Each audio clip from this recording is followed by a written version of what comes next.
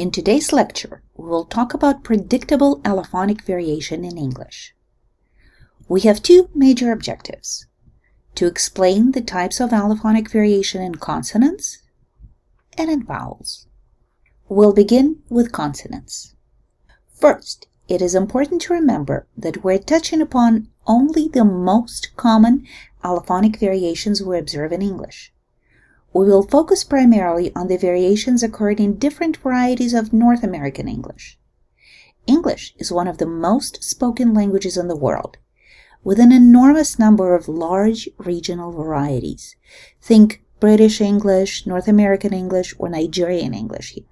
But even within these nationally defined varieties, the speech is not uniform. People in New York do not speak the same way as people in Dallas do, and people in Manchester do not speak in the same way as people in Cardiff, and so on. Well, that's out of the way now. Let's talk about English plosives. You already know quite a bit about them. First, as we have discussed before, voiceless plosives, of which there are three in English, p, t, and k, become aspirated if they are followed by a stressed vowel. Aspiration is a little extra puff of air that accompanies the production of a voiceless plosive in this environment. If you put your hand in front of your mouth as you say words like potato, prospectus, or reconnaissance, you will feel this puff of air on your palm. At the end of syllables, and particularly before other stops, plosives tend to remain unreleased. This means that while the tongue gets into the position for the production of the plosive, it does not pop back, releasing the air at the end. This results in a silent, so to say, stop at the end of syllables in words like hot dog or cupcake, but in a geminate, an extended double consonant in phrases like bad day. When followed by a lateral approximant or a nasal, plosives can be released nasally or laterally. For example, in the words like button, the tip of the tongue stays firmly planted at the alveolar ridge between the T sound and the N sound, but the pop of air still escapes through the nasal cavity. For words like little, it escapes when the sides of the tongue lower for L, while the tip of the tongue stays put. For North American speakers of English, flapping is a common phenomenon affecting alveolar stops t and d when they occur between vowels.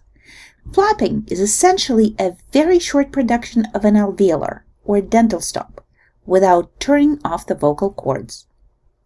The sound remains voiced and is so short as not to allow a sufficient air buildup behind it to create a pop. Please note that a flap in English is an allophone of t or d, but in Spanish it is a separate phoneme, like in the words para or pero. To an English speaker it sounds like a kind of a T sound, and to a Spanish speaker it often sounds like a kind of an R sound.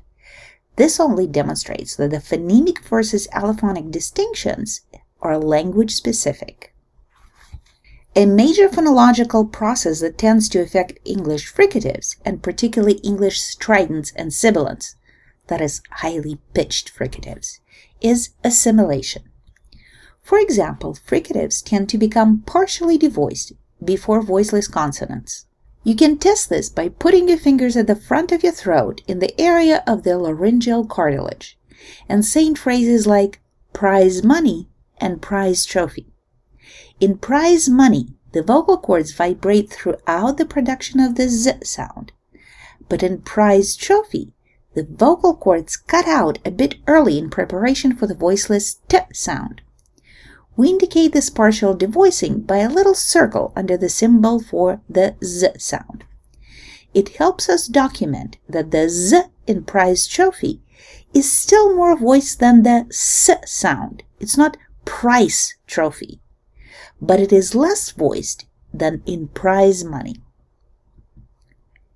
Another example is observable in how we produce certain morphemes. For example, we mark the plurals in English with the letter S, but that is a written convention. We'll learn to pluralize nouns way before we'll learn to read or write. Just listen to your 4-year-old cousin next time at a family get-together. the underlying plural marker in our speaking mind is actually the sound Z. It is beyond the scope of this lecture to discuss why it is the Z sound and not the S sound. For now, just take my word for it. But we don't say Z for all plurals. Notice that we pronounce S at the end of cats or desks, and Z at the end of dogs, crows, legs, or chairs. The final Z completely loses its voicing when it comes after a voiceless consonant. Finally, let's talk about common allophonic variations among approximants. Most approximants, L, R, and W, for example, lose some of their voicedness when they occur after voiceless consonants. In words like prize, quick, or play, the L, R, and W have a slightly slower voice onset, making them partially voiceless. In many dialects of English, the approximant Y also coalesces with the preceding sound if this preceding sound is an alveolar plosive. For example, the majority of English speakers say education, not education, or education. So the D and the Y sound form a single affricate J in education, and the T and the Y form the single fricative Sh, education. In some varieties of English, especially in parts of Britain, words like tune are also pronounced with a coalesced Ch at the beginning, tune. Finally, one common allophonic variation is for the lateral approximant L. Our mental representation of this phoneme is such that we should pronounce it with the tip of the tongue touching the alveolar ridge, and the sides of the tongue down to let the air escape. The back of the tongue should be fairly low. But when this sound occurs at the end of syllables, its dark L allophone is produced. It's called the dark L. It is marked by a little tilde across the words through the middle of it. Compare the words lily and wall. Now, let's move on to vowels. Allophonic variation on vowels is both more straightforward and a bit more complex at the same time. One of the reasons is that vowels are a bit more fluid in their production. There's quite a bit more difference between and across different regional and social varieties of English. Let's start with something that is predictable across all or at least most varieties of English: vowel reduction. English is what we call a time-stressed language. Our unstressed syllables tend to be shorter, quieter, and lower pitched than the stressed ones, and that affects the quality of vowels in them. Most of the time, vowels and unstressed syllables get reduced to a schwa, that center mid and stressed sound. We don't say magician, we say magician. The unstressed vowels in the first and third syllables become neutral schwas. The one in the third syllable can even disappear altogether, making the nasal N syllabic, magician.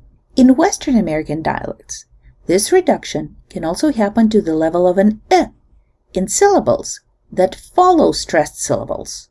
So the words like magician is pronounced magician. Just listen to some Imagine Dragons for this sound. It's particularly pronounced in their song Yesterday. But even if vowels in unstressed syllables do not get reduced to a schwa, they can get shortened and relaxed, as in the words repeat, which can be pronounced repeat, repeat, or repeat. Tense vowels also tend to vary in length depending on what sound follows them or does not follow them.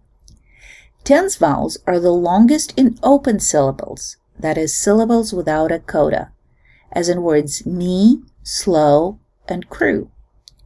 They're a little shorter in words with a voiced coda, as in mean, slowed, or cruise. And they are the shortest, but not lax, before the voiceless codas, meet, slope, or croup. Croup is a kind of upper respiratory inflammation that often affects children. Finally, let's touch upon some dialectal features in vowel variation. These are often noticeable features of regional accents, so we'll address just some of the most documented ones. The first one is what we call the pin-pen merger. This is typical of some southern U.S. dialects, where the words for the writing implement, pen, and the word for a sharp fastening device, pin, are pronounced pretty much identically. I'm not going to risk saying the word because the vowel is not in my own repertoire, but it is centralized and sometimes nasalized, pin. In Western American varieties of English, the caught merger is pretty much complete. Most English speakers in the Western US and Canada have the same vowels, both in the past tense of catch and in the word describing a camp bed. In Eastern US, there is a difference. O for caught, past tense of catch, and A for caught. Another prominent vowel change that is going on simultaneously in different parts of the world is the oo fronting. This is where the back close tense rounded vowel oo is pronounced closer to the front of the mouth. We observe it in Scottish English as well as in Southern US, as in the word fruit. The final vowel change we're going to discuss is the Northern Cities vowel shift. Like the great vowel shift of the Middle Ages, it is not simply a merger of two vowels or a separation of one phoneme into two, but it's a general clockwise movement of vowel articulation, including the backing and lowering of high front vowels, the lowering of back non-high vowels, and the fronting of the back low vowels, and the raising of the low front and mid front vowels. To give you a few examples, the A in words like block, he lives 3 blocks away, shifts closer to the front, resembling A, resulting in the words like block and black being pronounced almost identical and indistinguishable outside of context. The A in words like cat narrows and fronts closer to an E, cat. Some of the diphthongs, such as ow and o, also narrow to o and ow. A good place to hear samples of speech reflecting these changes is the International Dialects of English archive.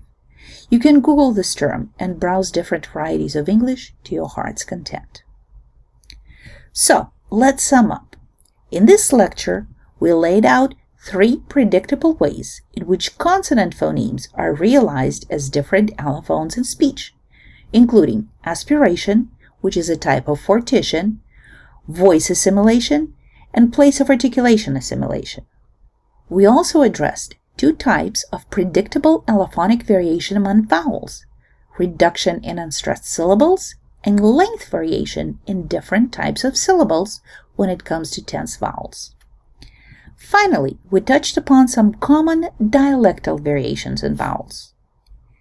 In the next lecture, we're going to be talking about how to record these variations in phonological rules.